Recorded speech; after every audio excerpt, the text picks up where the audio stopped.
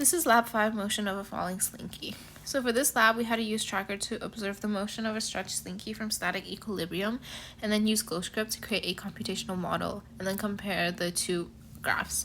So the purpose of this lab is to determine if the bottom of the slinky stays stationary, just like how it is in the model, and the result shows that although there are some differences due to human error, the bottom of the slinky does remain stationary. So one of the fundamental physics principles used in this lab is Newton's second law, which shows that the change in momentum is proportional to the net force applied. And also we use the momentum, velocity, and position update formulas. Another fundamental principle is the drag force, which acts in the opposite direction of motion, and it is equal to negative b times the velocity squared, where b is the proportionality constant. And the last one is the force of the slinky, which is equal to the tension force, which is opposite of the force of gravity. So if the force of gravity is equal to negative mg, the force of the slinky would be equal to positive mg. So the system for this lab is the slinky, and the surrounding is everything else.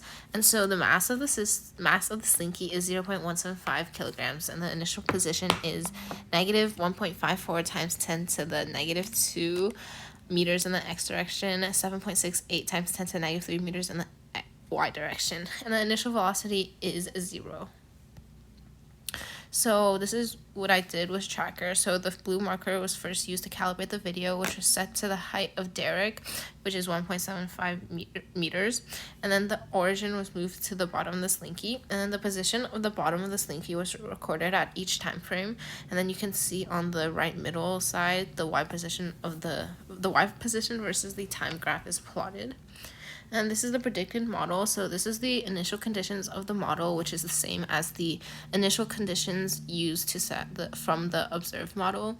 And so from this, the proportionality constant is 70, which was obtained through just trial and error.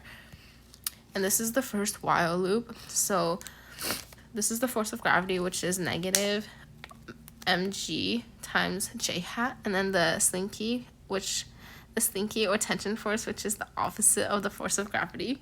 And then we also included the velocity and position update formula. And this is the part where the bottom of the slinky stays stationary. And then this is the part where the slinky falls to the bottom. So we have the force of gravity, and then we have the drag force, and we added both forces together to get the total net force. And then we also have the velocity and position update formulas below. So this is both graphs on the same graph. So both graphs are similar in most parts, as in they stay stationary until the slinky is compressed and starts falling as a whole. So there could be a few possible errors. One of them was that there could have been other external forces that acted on the object which were not accounted for in the predicted model. And then there was also definitely human error when tracking the position of the video. So what if we put a large weight at the bottom? Would it still remain stationary?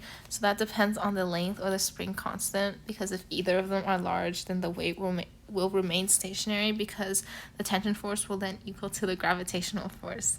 And so the bottom of the slinky remains stationary because the force of gravity and tension force cancels out. And so if there's no net force, that means there's no velocity, which means that it remains stationary.